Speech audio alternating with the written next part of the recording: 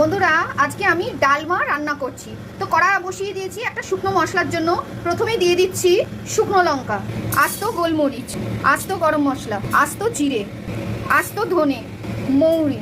ভালো করে এই মশলাটা নাড়াচাড়া করে আমি এটা মিক্সিতে দিয়ে ব্লেন্ড করে নেব। কড়াতে আমি আমার 2 মুঠো মুগ ডাল নিয়ে নিয়েছি। একটু মুগ ডালটা ভেজে নিচ্ছি। এর সাথে 1 মুঠো অরহর ডাল দিয়ে দিলাম। সেদ্ধ হবার জন্য জল দিয়ে দিলাম। ডালগুলো আধ সেদ্ধ হয়ে গেছে। এইবার এর মধ্যে আমি কিছু সবজি অ্যাড করছি। দিয়ে দিয়েছি আলু, গাজর, বিনস, কুমড়ো, পটল, ঝিঙে, টুকরো করে কাটা পেঁয়াজ, আদা বাটা, হলুদ গুঁড়ো। এবার অ্যাড করে দিচ্ছি টমেটো, নুন। এইবার যে শুকনো মশলাটা প্রথমে করে রেখেছিলাম সেইটা সবটা দিয়ে দিলাম। বন্ধুরা, এবারে আমি ডালটার মধ্যে তারকা লাগাবো। এখানে আমি ঘি দিয়ে দিচ্ছি শুকনো লঙ্কা, হিং, 5 ফোড়ন। তারকাটা এর মধ্যে দিয়ে দিলাম। আমার ডালমা সার্ভের জন্য কমপ্লিট।